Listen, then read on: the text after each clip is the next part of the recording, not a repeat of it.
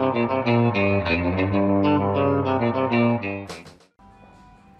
think what people also tend to do is they see a 6 to 4 and they think, well, I'd say your betting bank is 100.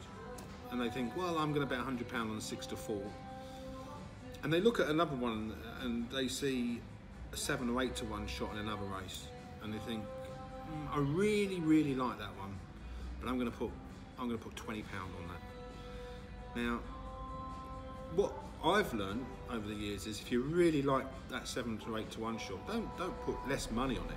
In fact, the bookies want you to put less money on it, just like they want you to do these big, massive ACCAs. I mean, you go in any shop window, you've got a return of £25 if you do a 5-team ACCA, you get bonuses if you do a 6-team ACCA.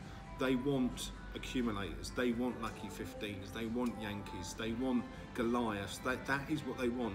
And they market it superbly to make you think that is the best way of betting.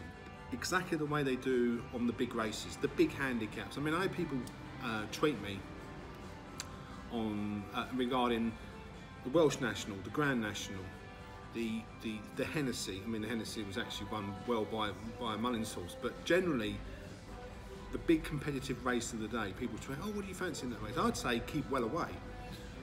I go back to the point, a 5 to 1 winner is as important at Wolverhampton, Hereford, Lingfield, Hexham. It's just as important as Cheltenham or the Sandowns or anything of this world. If you're betting horses, you can enjoy watching the big competitive races, but there's money to be had on the other meetings, and that's what bookmakers don't want you to focus on. They also don't like the single. You never walk past a shop and you see, oh, come in for a free 50% bonus if you back up 6 to 1 shot £100. They do not want that. They want people betting in masses on favourites. There are a lot of poor favourites out there, and people, in my judgment, are a little bit too lazy in terms of what they select. So you've got to be, A, you've got to be selective, B, you've got to go for the single, and don't disregard the price. Like I said, don't disregard the price. If you fancy something, do it. So don't you think then that you should have a little bit of a fairy tale and do an ACCA or a lucky 15 on a Saturday row of houses for £1? Are you going to be that miserable that we can't do an ACCA? Well, you can do an ACCA. I mean, I always put a little each way ACCA at the end of my bets, you know, a couple of quid. But I mean, I put it into context. I can win quite a lot during the year. It won't be the big sort of £10,000–15,000 payouts. But betting from 1984, like I alluded to earlier on, 16, my biggest win was a Goliath. But that was in 1997, I think. It was about 10 grand, 97. So it took me 13 years to win that massive Goliath. And then another couple of years to win another one that was quite big. But what I'm saying is you can win more often by doing the singles. Do things that irritate the bookmakers. Don't do things that they want you to do. They're going to market, they're going to advertise superbly, and the majority of people will go for what they do. But think outside the box. Think, how am I going to make money from this? At the end of the day, you're betting to make money. You're not betting for the enjoyment of it. If there's no enjoyment of losing a couple £100 on a big race at Cheltenham or Grand National or anything like that, you can work things out. You have to study hard. You have to look into all the aspects that you can.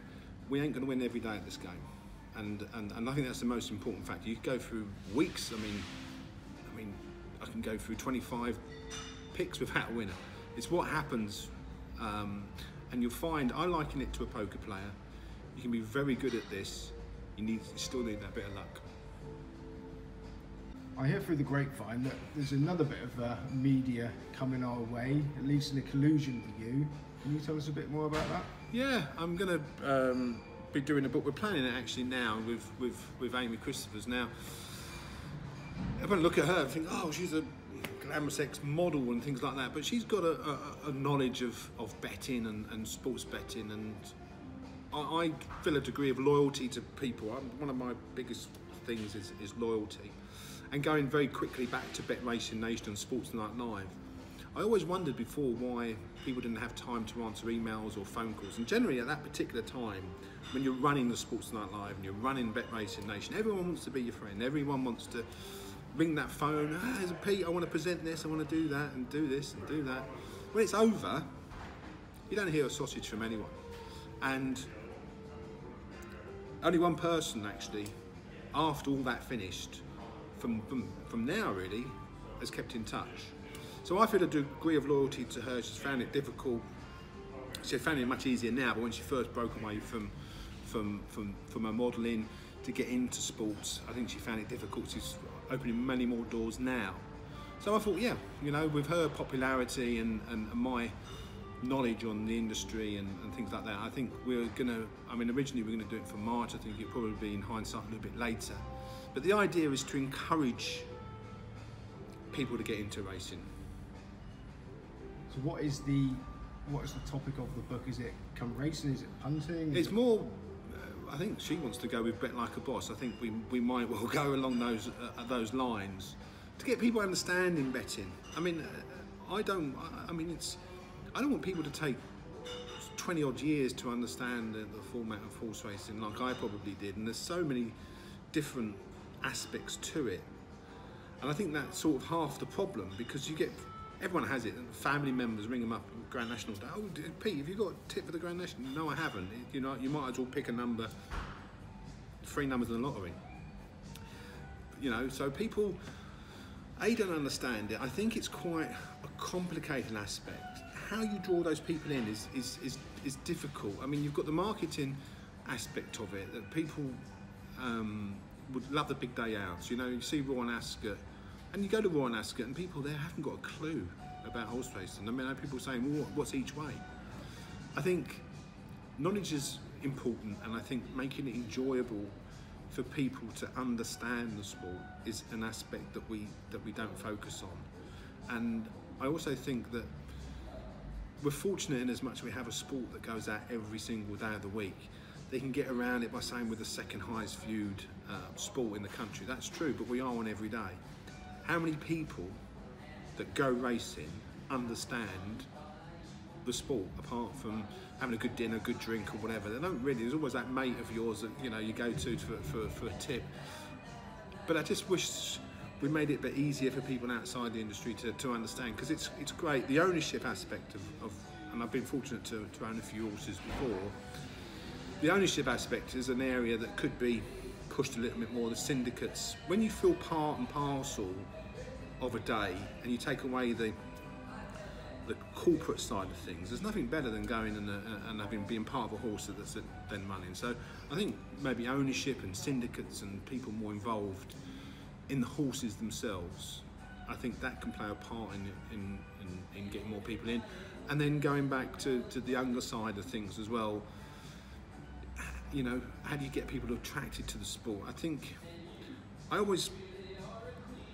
you don't see many changes in horse racing, because I think it's a convenience for a lot of people. I once spoke to a commentator and said, you know, how long have you been in the job and would you ever leave it? And he said to me, I'll be doing the job to the day I die. And that is the unfortunate thing in a way with racing. It's very stagnant. It's not open to change. It is a closed shop. People say, oh, it is a closed shop. It very much is.